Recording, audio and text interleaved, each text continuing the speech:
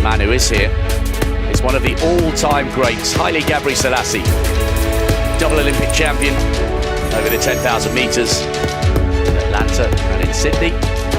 He was even smiling when he was on the way to breaking the world records. One of the most amazing human beings I have ever met.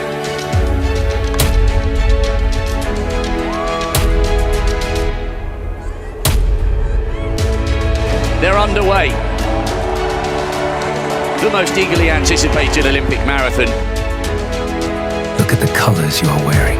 That green, yellow and red are not just fabric. It is a mantle of greatness. When you step onto that track, you do not stand alone. You stand on the shoulders of giants. He's the Olympic champion.